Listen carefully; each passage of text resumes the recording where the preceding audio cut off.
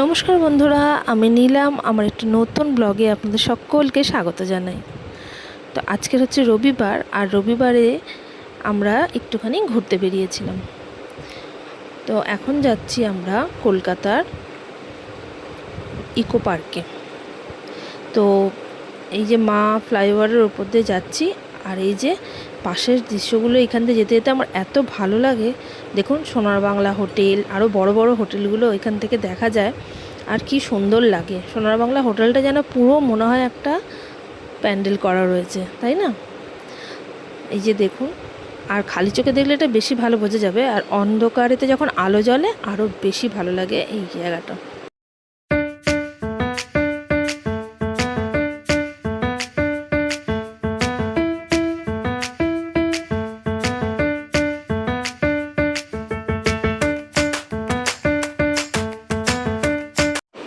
সূর্য অস্ত গেছে বলে আকাশটা এত সুন্দর লাগছে। দেখুন, আকাশের রঙটা একদম দারুণ লাগছে। তো আমরা এসে পড়েছি এখন ইকো পার্কে। তো ইকো পার্কে আমরা 4 নম্বর গেটে এসেছি। আর 4 নম্বর গেট দিয়ে ঢুকলে এরকম বড় একটা পার্কিং আছে, যেখানে 4 চাকা পার্কিং করা যায়। প্রচুর বড় পার্কিং, এখানে কোনো গাড়ি রাখার অসুবিধা হবে না। এত গাড়ি রয়েছে, তাও কতখানি ফাঁকা জায়গা। তো আমরা গাড়িটাকে পার্কিং করে এবার এগিয়ে যাচ্ছি, কারণ হচ্ছে গিয়ে ওখানে আবার টিকিট কাটতে হবে। আর আমরা এতটাই দেরি করে গিয়েছি যে আমাদের হাতে আর 1 ঘন্টা কি 1.5 ঘন্টা টাইম ছিল পার্কটা বন্ধ হয়ে যাবার। তো ওই জন্য একটু দেখতেই পাচ্ছেন যে অন্ধকার অন্ধকার হয়ে গেছে। তো আমরা দাঁড়ালাম, তাই জন্য টিকিট কেটে নিয়ে আসতে গেল আমার হাজব্যান্ড। আর এই যে দেখুন, পুরো সূর্য তখন প্রায় ডুবেই গেছে, আর আকাশটা ওই জন্য এত সুন্দর লাগছে, পুরো লালচে আভা হয়ে আছে। তো আমরা ভেতরে এলাম 4 নাম্বার গেট দিয়ে। ইকো পার্কে আসলে ওই যে 7 রকমের যে পৃথিবীর আশ্চর্য জিনিস করা আছে সেইগুলো দেখার জন্য। তো এর আগে যখন এসেছিলাম আমরা এমনিই দেখে নিয়েছিলাম। তো এবারে এসে দেখছি নাকি যে ওর ভেতরেও আবার প্রবেশ করার জন্য টিকিট কাটতে হবে। তো গেটে সবার মাথা পিছু 30 টাকা করে টিকিট লেগেছে। আর এই যে 7টা আশ্চর্য জিনিস দেখতে হবে, তো তার জন্য আবার 30 টাকা করে এক একজনের টিকিট কাটতে হয়েছে। তো আমরা সেই জন্য দাঁড়িয়ে রইলাম, আর আমার হাজব্যান্ড গিয়ে আবার এই ভেতরে যাওয়ার জন্য টিকিট কেটে নিয়ে এলো, কারণ এইগুলো দেখার জন্যই মেনলি আসা হয়েছিল।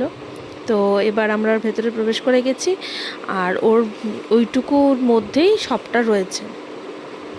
তো প্রথম এসে এই যে এখানে মমি দেখতে, দেখুন কি সুন্দর কারুকার্য করা দেওয়ালের মধ্যে, কি দারুণ! এই রকম কারুকার্য দেখে কার না ভালো লাগবে। কি দারুণ জিনিসগুলো বানিয়েছে একবার দেখুন। আর ভেতরটায় আলো আছে খুবই কম, একদম ধিমি আলো। তো এইটা দেখে আমরা বেরিয়ে গেলাম। আর এই যে এখানে ভেতরটা ছোট ছোট সিঁড়ি করা রয়েছে, তো সিঁড়ি দিয়ে আস্তে আস্তে নেমে আমরা বাইরে এলাম। বাইরেটা বেরিয়ে আর এই যে সমস্ত কিছুটা দূর থেকে ঠিক এরকম লাগছিল। আর এই যে এই পিরামিডগুলোর ভেতরে, এখান দিয়ে আমরা ভেতরে ঢুকেছিলাম। এই যে দেখতে এটা এত সুন্দর লাগছে। আর এরপর সামনের দিকে আরও এগিয়ে যেতে যাচ্ছি, সেইখানে এই ছোট্ট একটা বাঁশের পোল মতন করা রয়েছে। এই পোলটা দিয়ে ওপারে গেলে বাকি জিনিসগুলো দেখা যাবে। আর এই যে দু সাইডে এত সুন্দর ফোয়ারাগুলো দেওয়া রয়েছে, হ্যাঁ, খুব সুন্দর দেখতে লাগছে। এই দেখুন ফোয়ারাগুলো, খুব সুন্দর লাগছে দেখতে। আর নিচের জলগুলোতে অনেক মাছও আছে। যাক গিয়ে আমরা এইটা করে পার করে আমরা গেলাম এবার তাজমহলের দিকটা। তাজমহলটা দেখব, আর বাকি আর সবেতে ঘুরে ঘুরে দেখার মতন টাইম খুব একটা ছিল না। তো যে কটা দেখা যায় দেখি, সে কটাই দেখব। দেখে আবার টাইম হয়ে গেলে পার্ক বন্ধ হয়ে যাবে। আর সেদিনকে ছিল প্রচণ্ডই গরম, এতই গরম লাগছিল, একটু হাওয়াও ছিল না। খুব অসুবিধে হচ্ছিল, কষ্ট হচ্ছিল গরমেতে।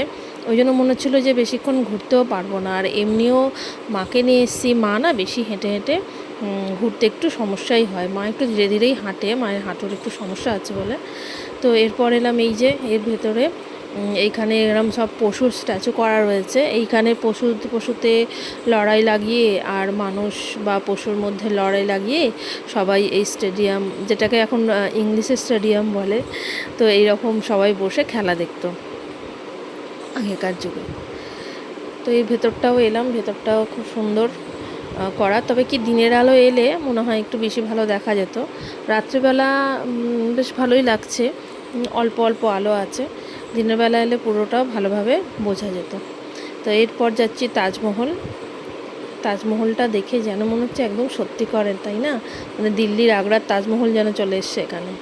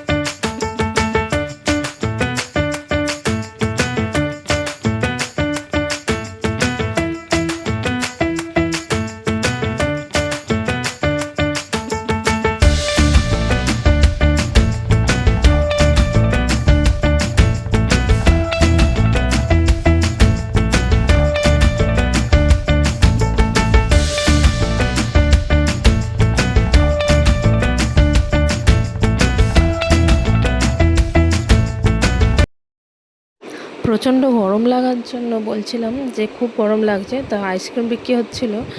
আমরা আইসক্রিম কিনে তাই খেয়ে যেন মানে নিজের শরীরটা ঠান্ডা করলাম আর কি। আর এই যে করোনা করোনা আমাদের জীবনে যা এনেছে সবার, তো যাওয়ার সময় বলি যে এটাকেও একটু ভিডিও করি। এ তো রয়েই গেছিলো, 2020 সালে মানুষকে একদম ব্যতিব্যস্ত করে দিয়েছিল করোনা বাবু। তো চলুন, আমাদের ঘোরা হয়ে গেছে, আর বেশিক্ষণ ঘুরতে পারিনি, যেটাই বললাম যে মা তো হাঁপিয়ে গিয়ে বসেই গিয়েছিল। তো আমরা এবার বাড়ির পথ ধরলাম ওই জন্য। আর কলকাতার রাস্তাঘাট এত সুন্দর, আলো জ্বললে তো এত ভালো লাগে যেন মনে হয় প্রত্যেক দিনই উৎসব হচ্ছে কিছু না কিছু। চলুন, আজকের ভিডিওটা এখানেই শেষ করছি, আবার দেখা হবে পরবর্তী কোনো ভিডিওতে। ততক্ষণ সবাই ভালো থাকবেন, সুস্থ থাকবেন, টাটা।